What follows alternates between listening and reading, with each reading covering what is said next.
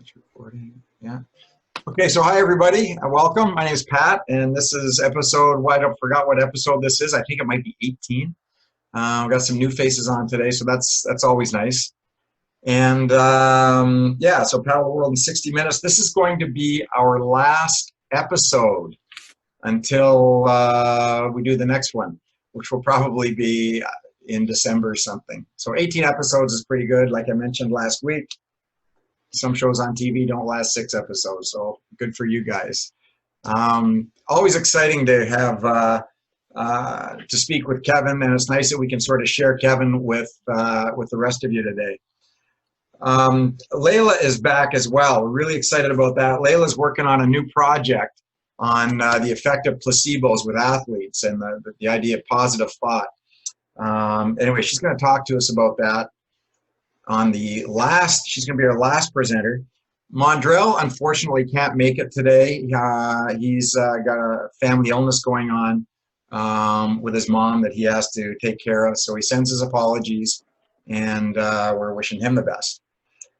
We're going to start off with Kevin. And if you don't know Kevin, you probably haven't done much dragon boating.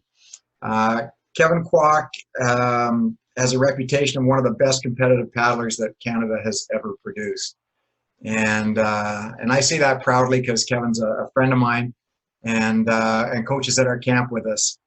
What he's accomplished since I think the age of 16 is pretty incredible. He's been on national teams, I think, every cycle, almost since he started paddling, but he can clear that up for you.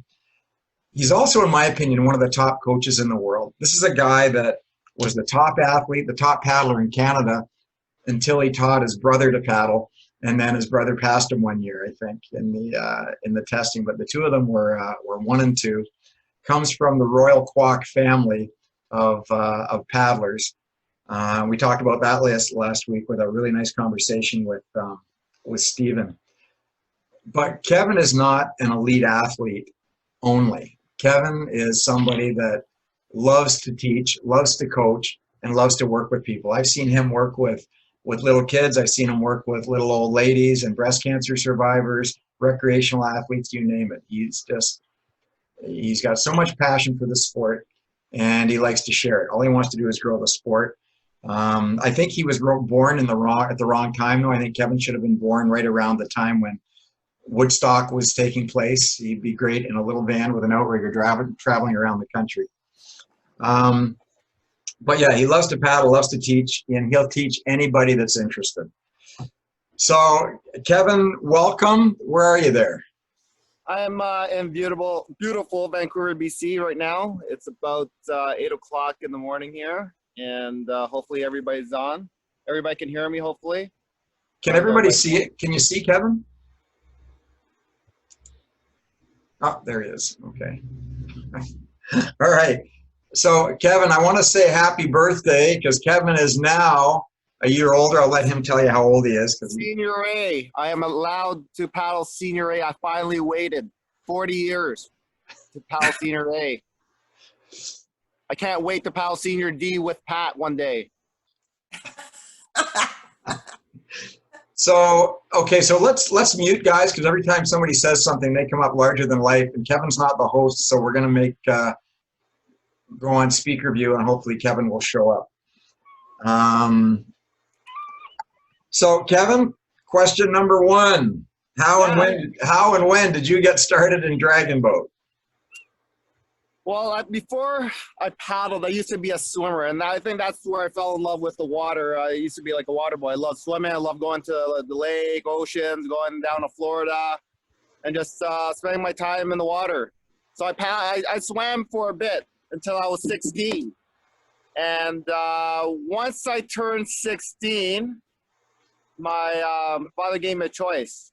Do you want to paddle or do you want to swim? No, he actually asked me, do I want to swim? I said, no, I do not want to swim anymore. That's 4 hours of my day, 2 hours in the morning, 2 hours at night, and swim meets every weekend. So that was really too busy, especially going to high school and stuff like that. But eventually, from my parents paddling a lot, I joined the dragon boat team at 16. My first competition at 16, and I never looked back. Love the water, same as swimming. Find the connection. make your own resistance. All right, Yeah. and just so you know, everybody, Kevin is in Vancouver right now. He's out there vacationing for a week to celebrate his birthday and paddling in that beautiful. What's that? Great. Where's that place you are? False Creek. False Creek. False Creek. And when you get older, it's false teeth. Okay, Kevin. The question everybody wants to. One of the questions people wanted to know was, what's the difference between paddling dragon boat and outrigger? What's the difference in the stroke? What's the difference in how the boat behaves? What can you tell us? One thing, paddling is paddling. You get on the water, whether you're paddling a kayak, a log, or a canoe or dragon boat, is enjoying the water. One thing I differentiate from OC paddling singles versus and a team-wise, whether you can paddle in a team-wise in an OC6 or even a marathon, you're paddling with marathon too, you're a team. Dragon boat, you're a team. But there's always, when you're paddling a dragon boat, it's a little different because you got the team, the camaraderie of people just come in to, you don't want to give the last 10 strokes, but you see someone across over there giving you your 10 hard strokes and you're like, I got to join. You feel the team, when the coaches call to boost up the team. So when you do that as a team, it's a little bit easier. I bring that to outrigger in some ways, but outrigger is different too because you're by yourself. And during these races, when you get ahead, you're by yourself for a long time. Like, longest race I paddled like 3.5 hours, 36 kilometers, and you're out, 30 kilometers by yourself, and it just gets boring. There's no motivation sometimes by yourself. Your motivation is to finish it. But in the team, you can talk about a 100-meter sprint, 25 seconds of hard paddling, and the motivation is so much stronger. And just being encouraged by and motivated by everybody. Okay, so what about in a sprint, Kevin?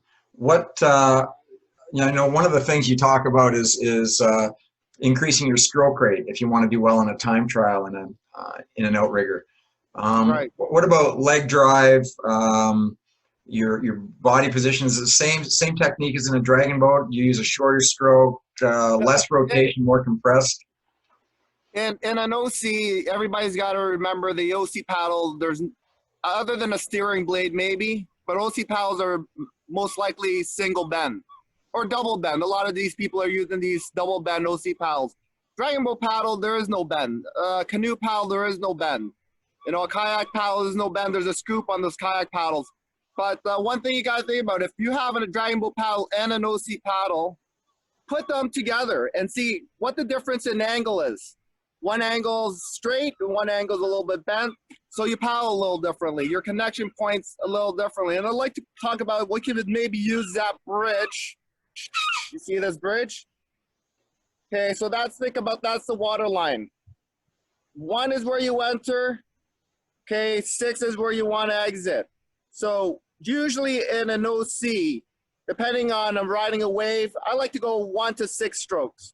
1 meaning entering at your feet, and 6 entering just behind your butt. So a little bit further back.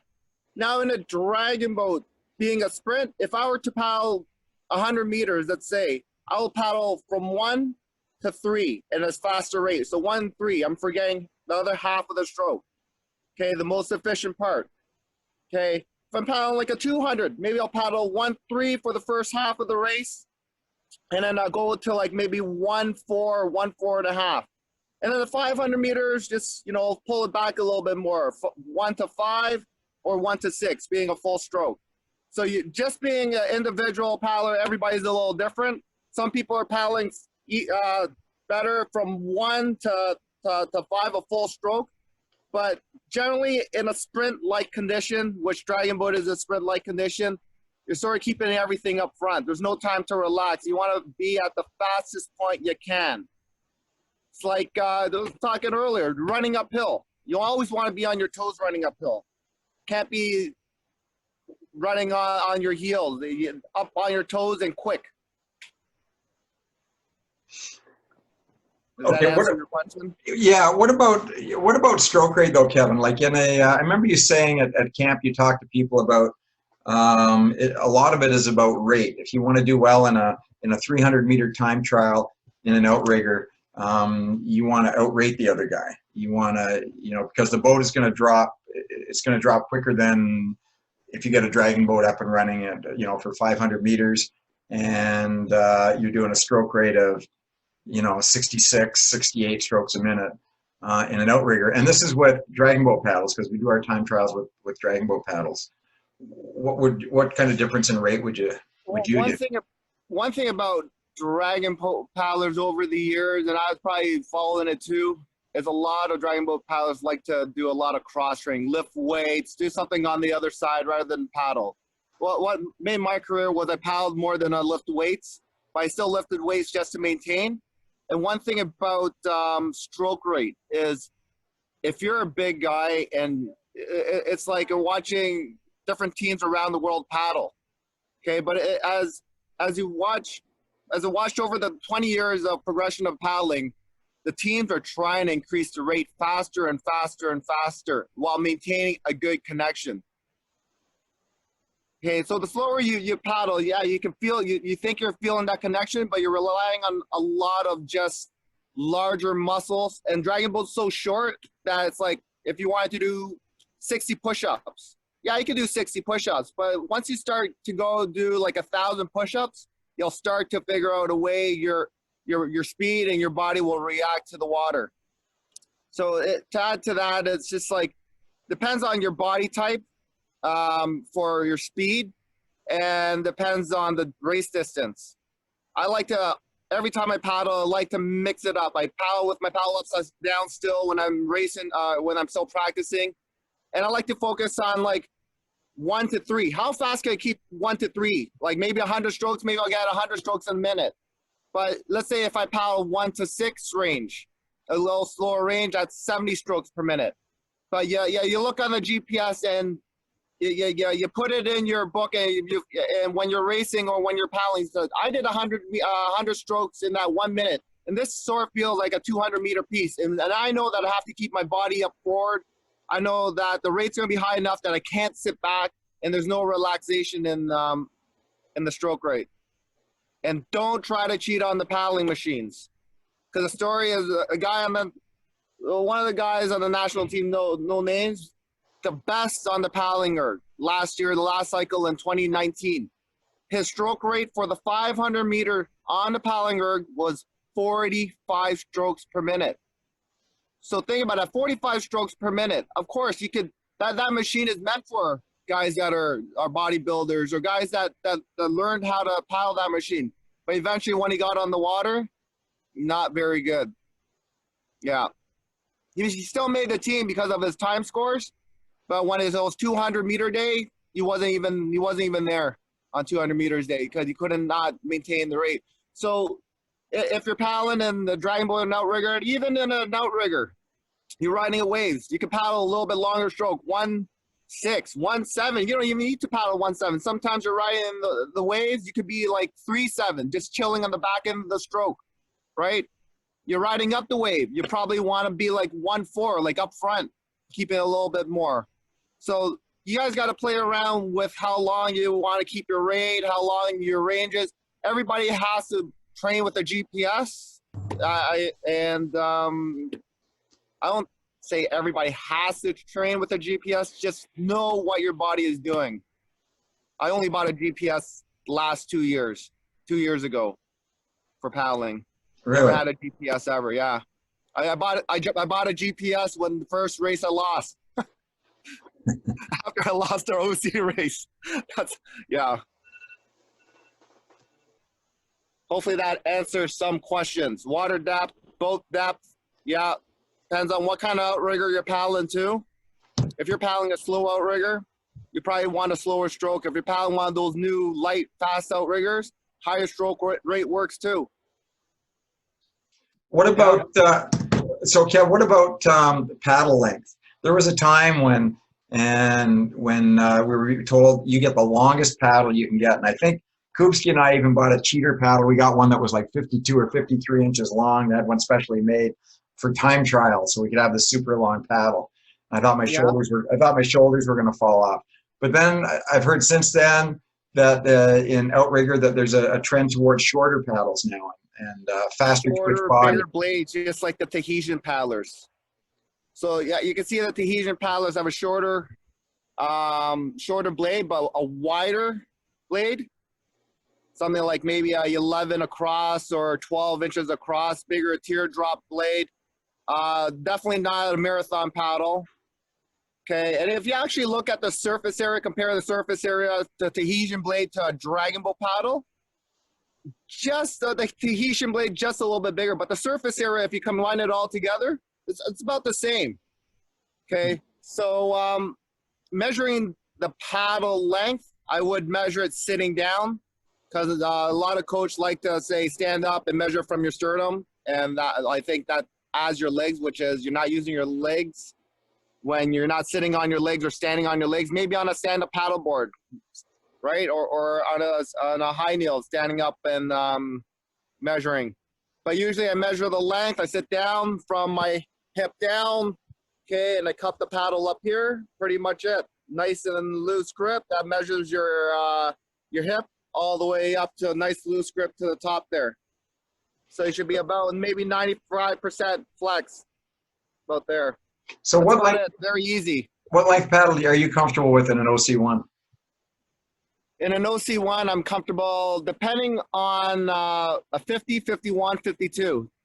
Yeah, depending on what boat I paddle.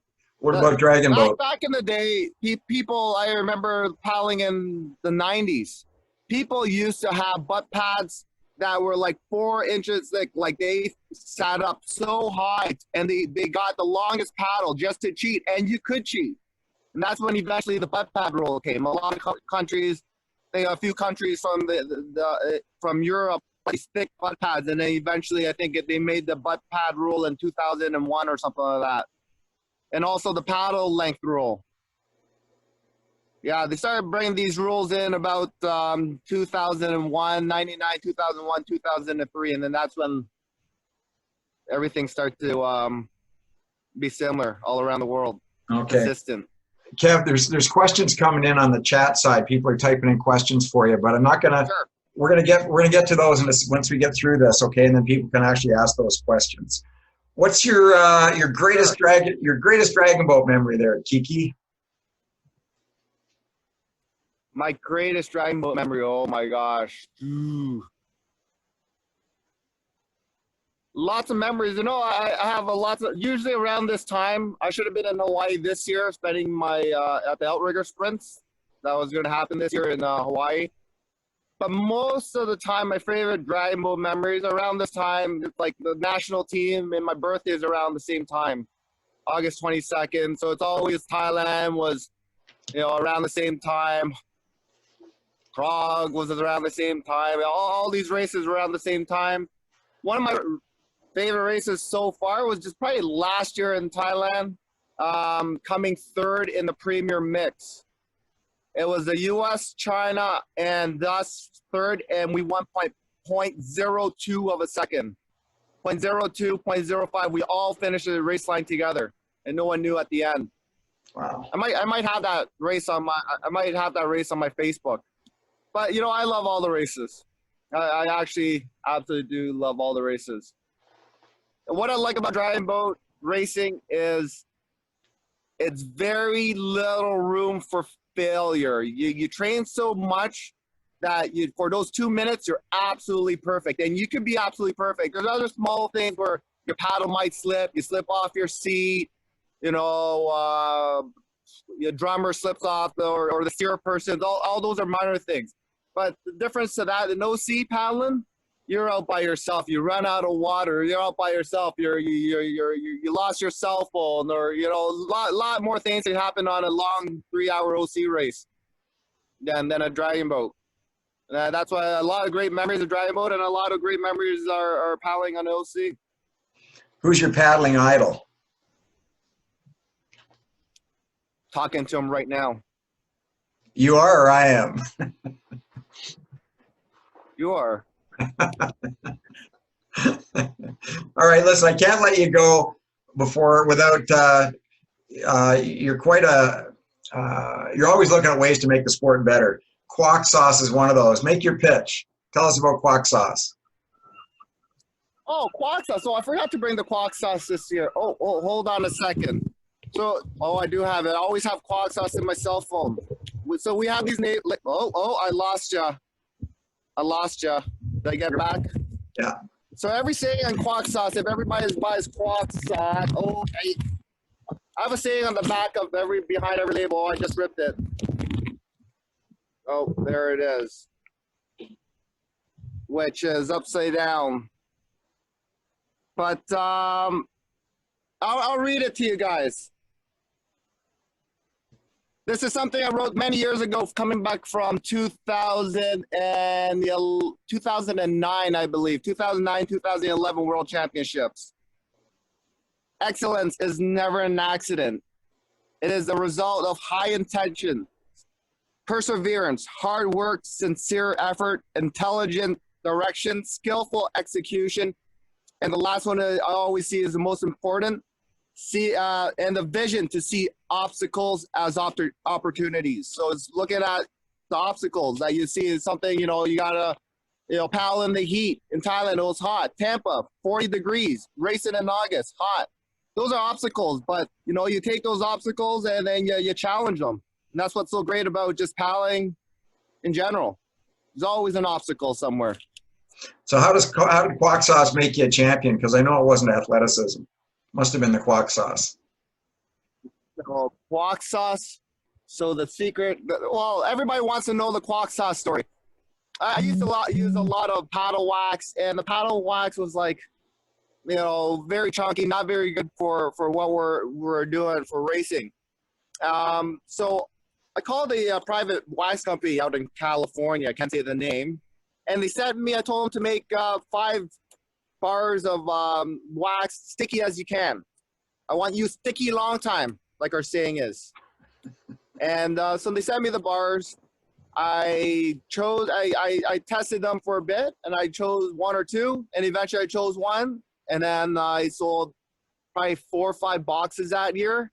And now now it's lots of boxes. But it's a champion because I stick that stuff on everything. And it was a secret for many years at the World Championships. Even to my competitors, I would taunt it to them, but I would never share it to them.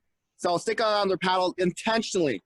Stick it right in front of their faces. Racing with Germany, China, Czech, USA. Intentionally, right in front of them, they'll be quack saucing my paddle, giving the special sauce to all these people, right? And people were like, what's that? I was like, you know what? I'll give you a bar after the Worlds. And eventually I did give them a bar after the Worlds. And eventually, you know what? I found out in 2017, the U.S. team had their own secret stash of quack sauce, which somehow got to Washington and somehow got to Kunming. Yeah, they're putting quack sauce on there. I'm like, wow, interesting. Like quack sauce has saved a lot of my just paddlers in general. If I put it on your paddle, I put it on the seat. A lot of seats like to slip off, and I put it underneath the bottom of my seat. If you like to put sunscreen on, your hands get slippery, I put that on. I put it on the bottom of these new boats when I'm racing on, where I put my feet pedal, where I put my feet on. Because when you're paddling, a lot of people slip off the seats because they're slippery, the brand new boats, or the seat, the kick stand, or the foot pedal stand. And that's about it. I put it on. I actually sometimes put it on between my sunglasses. I'm wearing my sunglasses, look back behind the sunglasses, and they stick on during the race. So multiple uses. Just don't eat it. Kevin, your audio's going a little wonky on us there. I know you've also, been my experience anyway, you're also pretty good at putting on doorknobs and car handles and anything like that might shock somebody unexpectedly. All right, listen, now's your chance to ask Kevin some questions. If anybody's got a question, I'm going to go to gallery view here. I'll see you. Just put okay, Bert's got a question. Bert? Yeah, Kevin, I was watching a instructional video from Johnny Puakea, and he was showing on the OC at the catch that he was dropping his arms down in the water as opposed to dropping the body in. Can you talk about that? Dropping the arms, so it depends on like when you're punching. Like, hopefully he's dropping his arms, but intentionally he's catching and he's loading his body while he's doing that. So you drop your arms, but your body is collapsing with your arms. So it looks like your arms are dropping, but internally your abs should be contracted. Your abs should be tight. So say if I'm punching like a boxer, right? You don't really see a boxer move as far as the final moments, but you know that that contraction is there. They're spring loading what's going to be left. So probably what Johnny's been telling you is you place the paddle in, and from that contraction, you let everything from your body go after that. Does that sort of make sense? Putting your paddle in cleanly, and then contracting with your abs. For the way I paddle and the way that made my paddling career is cycling through the strokes. Cycling. And I think we saw that in one of the camps where I paddled. I make more paddle without even paddling it. With the air time, it's like sitting on a skateboard. If you borrow a skateboard, go to a sports store, sit on a skateboard, or sit on a rolling chair, an office chair with wheels on it. And without even paddling or doing it, if you move your hips, you'll be able to move that chair or that skateboard, okay? And you want to make sure you're moving forward, not backwards. A lot of people move backwards. So a lot of things I like to teach is trying to move your body weight onto the blade, which is going to help you allow to to link that momentum through your strokes. Because if you just place it, and I don't know what the story is, but once you place your paddle in, you should be moving towards the paddle, leaning right into the paddle, leaning right into the paddle as you're paddling. Okay, Kev, your audio is coming back and forth a little bit. I'm not sure if it's. I'm at 6% on my cell phone. Are you serious? Yeah. Kevin. Jeez. Okay, quick questions then. Okay, Tech. It's only 6%. Tech. Yes. Hi, Kevin. Thanks, Pat, and thanks, Liz, for organizing this. I'm Tech from San Francisco, one of the coaches of Dragon Warriors. Thanks for having me on this call. I wanted to ask if you have a difference in terms of how you coach new paddlers versus veteran paddlers. I'm specifically asking for like kind of how much support you give them and how direct you are with the type of feedback that you give them. Coaching new paddlers, and I run a team, which a bank team, and there's 2 crews, about 55 paddlers, and there's always a brand new paddlers every year. So the first 2 practices, I tell the old paddlers, you have to manage paddling. Just be happy getting on the water with these new paddlers. So I put new paddlers mixed with old paddlers, and I tell the old paddlers that it's your turn to motivate. Like I'm only one voice on the team on the boat. Everybody here is their own coach. Even a new paddler coming in, you probably learn something from the past life experiences through other sports or other things in their life. By blending them together, and then eventually about maybe 3-4 practices later, about 4 hours later, 5 hours later, divide them. And then eventually start breaking down just paddling technique. And that's pretty much it. Give them, I think one big thing about new paddlers is doing a race with them at the end. One race piece, whether it's a 200-meter piece, a 300-meter piece, a 1-minute piece, a 30-second piece. Doing a race piece so they can get the feeling of bullet acceleration, why they're training, and what they're training for. I know there's not much for. Are you still paddling training boats in California? Kevin, your audio is really getting kind of shaky there. I think I don't know if it's better when you get closer to the phone. It seems to be a lot easier to hear you. Okay, sorry. Can you hear me now? Yeah, a little bit better. I don't know. Maybe it is. Are you really seriously at 6%? Yeah. Okay. Any other quick questions for Kevin before he just fades to black there? Anybody else? I saw somebody where I was asking about dragon boat length or no. Well, I typed a question as well. Something about the paddle erg. What kind of stroke rate would be acceptable that wouldn't be cheating the PERG?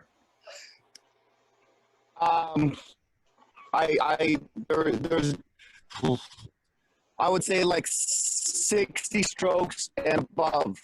Maybe the ergs it depends on how tight you make the ergs, but at least 55 strokes and above. If you're going 50 strokes underneath for dragon boat racing, I'm just saying. But if you're like training for an OC6 race, then yeah, go 40 strokes per minute.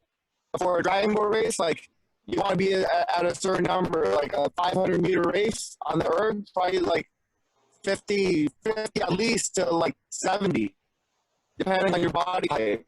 And if you're doing a 200-meter piece, like a time trial, short time trial piece, I would probably go like 70 and above, 70, 80 strokes to see how people respond to being that quick on the paddler.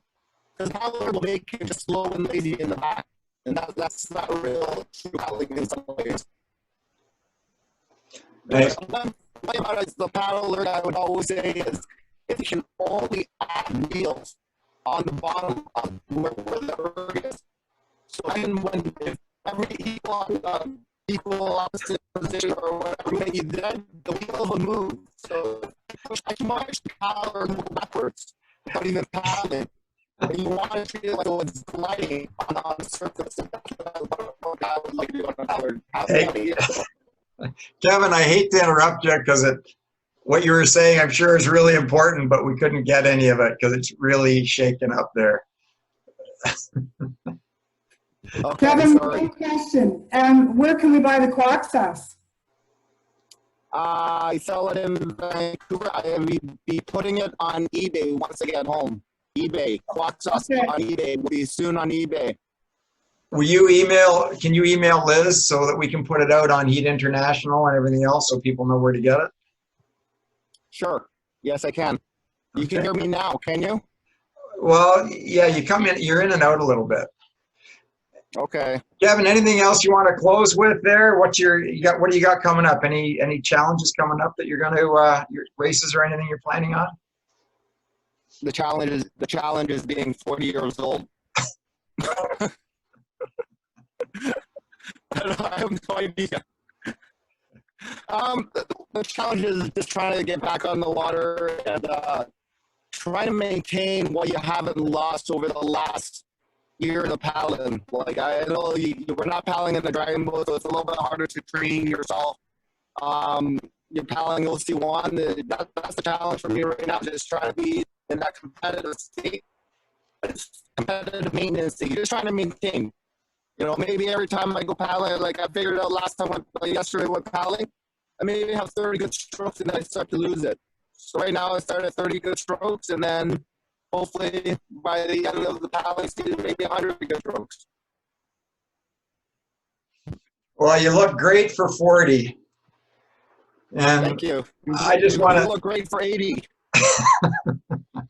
Well, then actually, I won't bother with question number 8 then, Kevin. Anyway, in all seriousness, Kevin, you're one of the best things that's happened to me in terms of Dragon Boat.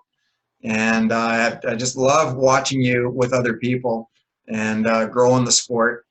I remember once just a quick story with Kevin. Kevin was, I was dealing with a bit of an injury, so he and Liz had to drive. We were driving back from Florida to Canada.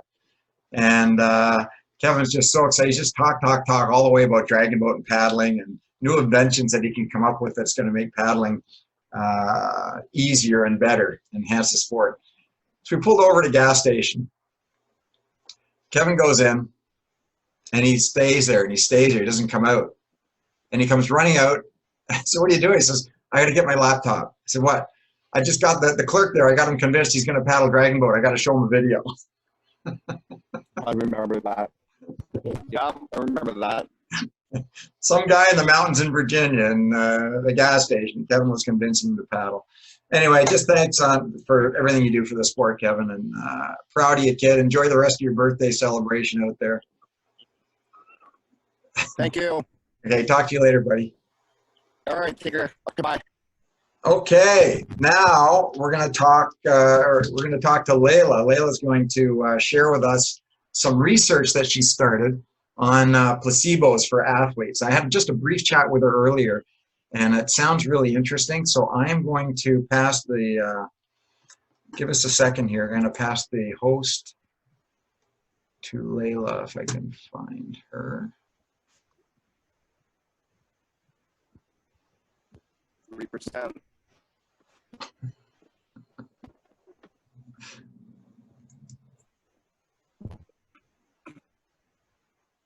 Where's Leila? I'm here.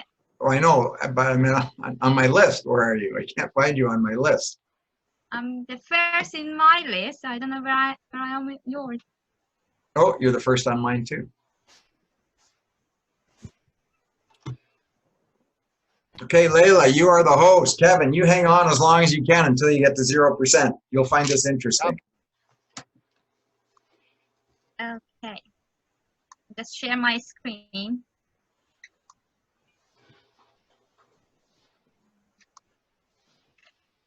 Okay, hello everybody. And today I'd like to show you through my study how much our belief can affect on our performance and actually set our mind to achieve what we train for and what we wish to achieve. The subject of my study, which was presented in the European Sport College Congress a couple of years ago, was the effect of ingesting a placebo on endurance paddling training.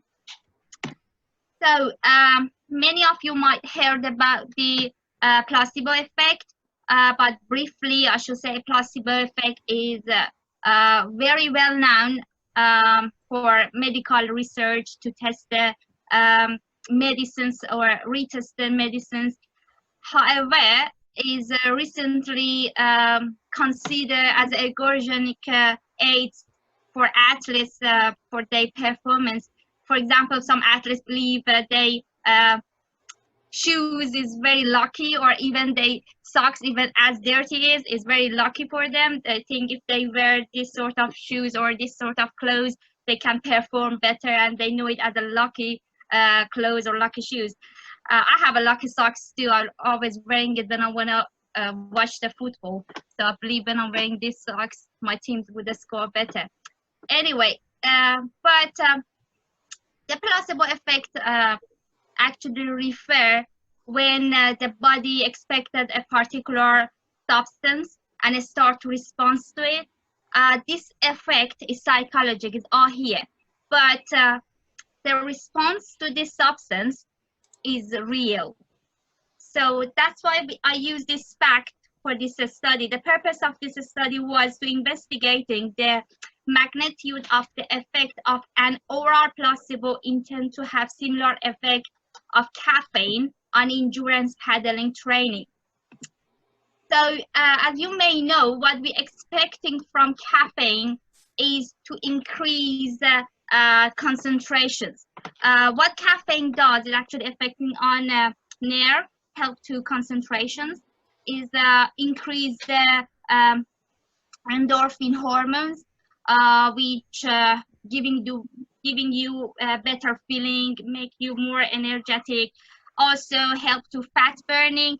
You can lose the weight, and also and can increase the carbohydrate in your muscles. So this is all is a package. We think, okay, if we take the caffeines, we might enhance our performance due to this reason, and that reason. So we had 12 well-trained club levels male dragon boat paddlers, all healthy non-smoker, between 25 to 26 years old. You can see from the VO2 max, they've been in a good shape and they've been athletic. So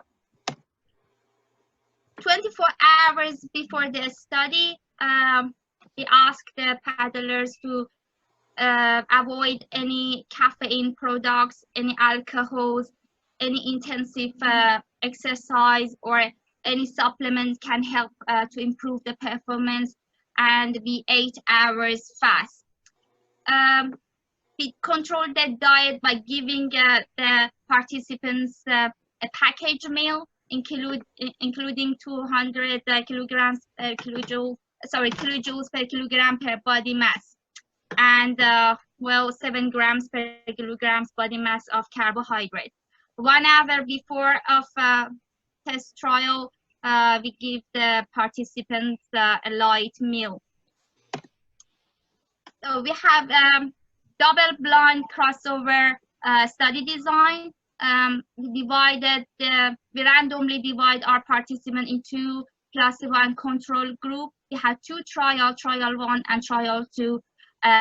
We had a test, the basal test been taken 2 days before the actual experiment day, and we had a time trial test here, and we had again another basal test and time trial test during the trial 2, and they had 7 days washed out rest between 2 experimental tests. Groups, we had 2 groups, placebo and control groups. Placebo groups, participants receive a capsule thinking that is contain caffeine, and control group didn't have any intervention. And we asked both groups to not talking to each other about the treatment they're receiving, so keep everything as a secret. Both trial and trial 2 taken in the same time of the day, 6 a.m. to 8 a.m. So that the test was a 5-minute warm-up at 75 minutes in an ergo machine, and then they had steady state paddling on ergo for 35 minutes at the 75% of VO2 max. 1 minute rest to set up the ergo, and then we had they had the time trial test to exhaustions, 70% of the VO2 max. They had a target to finish as quick as possible. So participants received no feedback during the test. Results. So as you can see here, the result belong to the steady state exercise, the first one, which was for 30 minutes. We didn't see any significant effect between the placebo group and control group in terms of the VO2 max, heart rate, and RPE. However, for time trial performance, we see the good drop in the heart rate in placebo group, and it didn't reach to the significant level, but it was a good drop and less heartbeat during the time trial. And they finish time.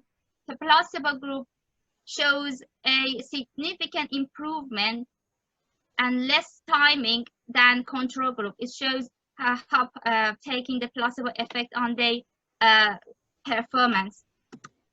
So conclusions.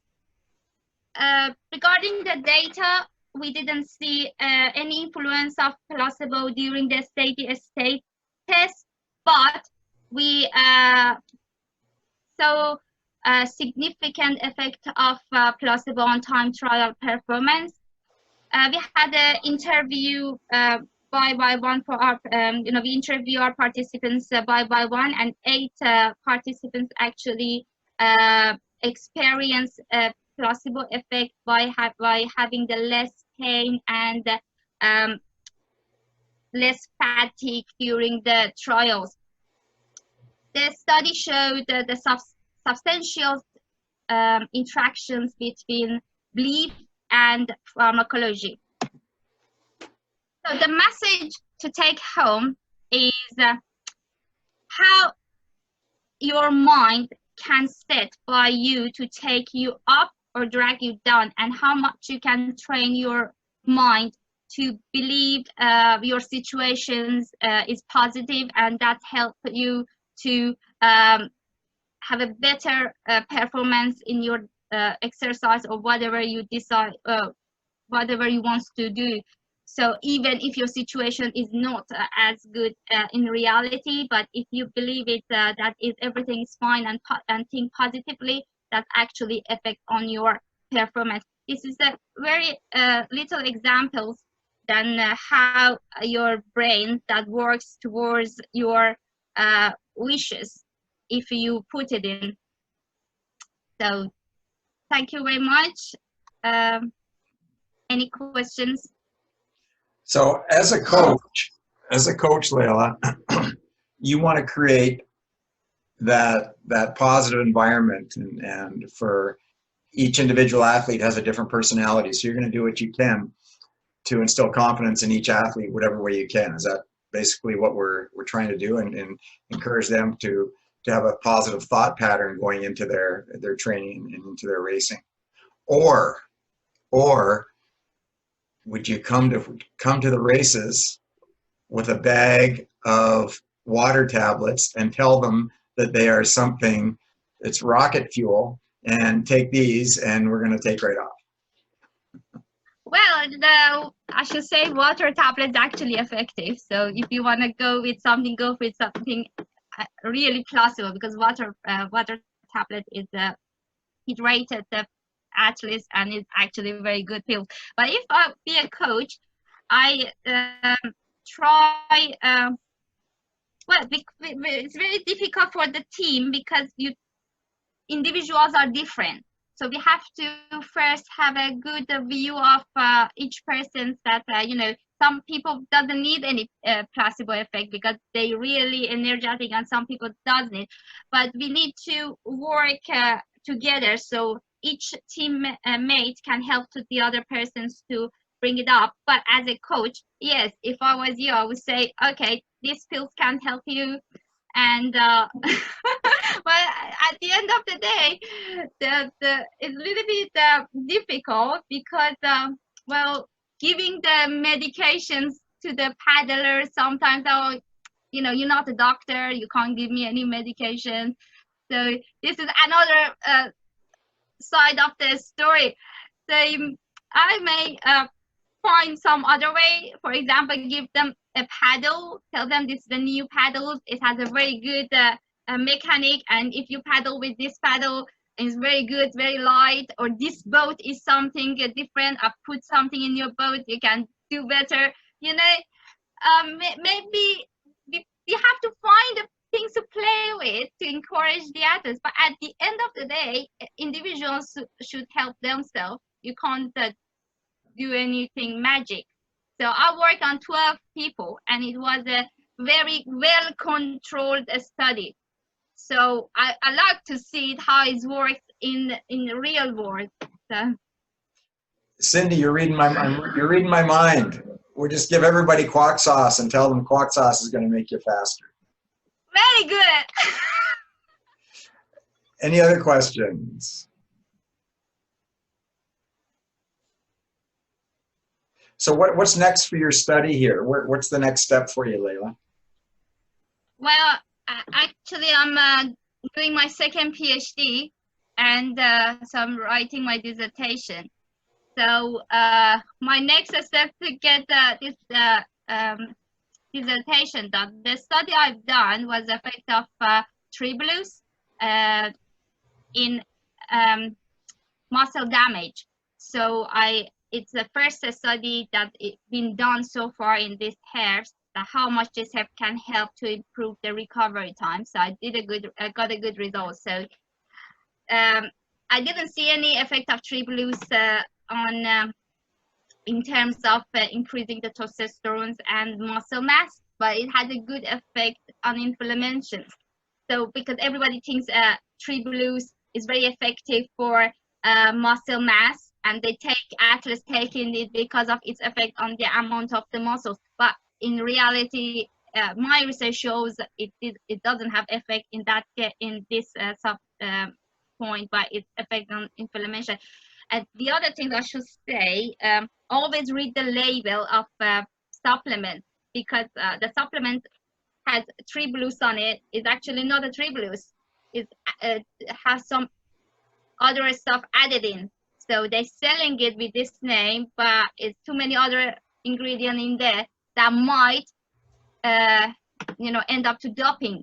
So you have to be very careful each supplement you want to take. If you do exercise professionally, any supplement you are taking, you have to check it if it has any substance in that can cause you the positive test result for doping. So it's my little advice. Leila, how can people get a hold of you if they want to get more information on this? Just through Liz and I, we can forward the email, or I guess that's probably the best. You have my email address, so everybody can be in touch with me through my email address. And we have a Facebook page, DSN. So I'm actually the person running it. So anybody wants to be in touch can through the DSN page or my emails.